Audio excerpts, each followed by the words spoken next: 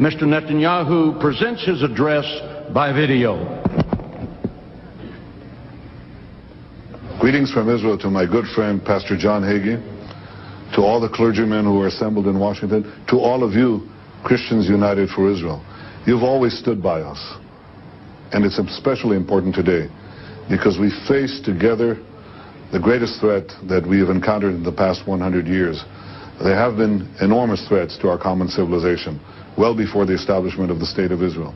We faced Prussian militarism, we faced Nazi militarism, we faced Soviet militarism, and each of these were defeated. But now we face militant Islamic militarism, and it is very dangerous. It seeks to obliterate Israel, it says so openly, but we're merely the small Satan. They say, quite openly I have to say, that they intend to get eventually to the great Satan, and that's the United States. Not everybody understands it. Europe doesn't understand that it's a middle-sized Satan. It doesn't understand that Iranian missiles that are now being developed are trained at European capitals. They already have the weapons to reach Israel. Europe will be the next target, and then the United States.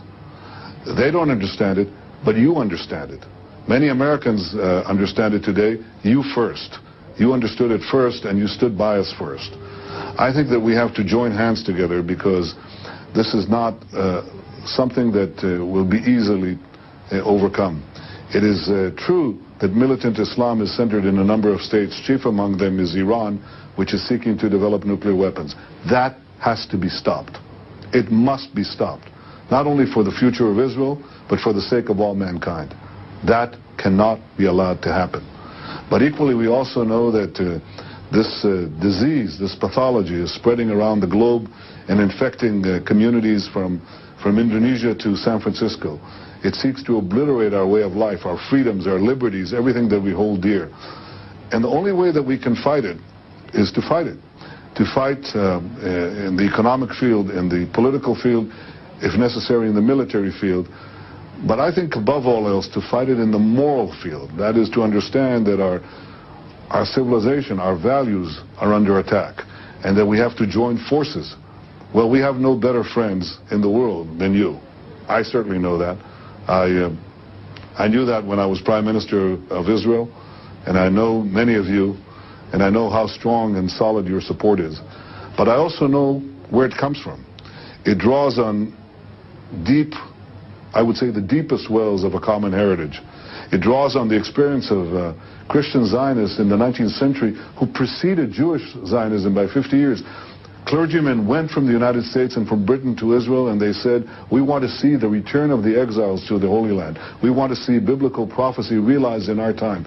And this was the beginning. These people who came here to the Holy Land, who identified biblical sites, who uncovered archaeology with a zeal and enthusiasm that has been unmatched, these were the foundations of the rebirth of the Jewish state. And since the Jewish state, we knew, and I know, we can always count on you.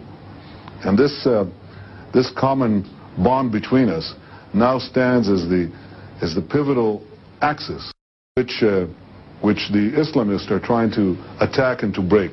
They will not break us. We are too strong. We are strong because we have faith and we have values that go back, stretch back in time, and also promise the future. I want to tell you that I appreciate enormously and endlessly everything that you do. I know the support that Israel has in your congregations. I know what you do in Washington, and what you're doing there is very important.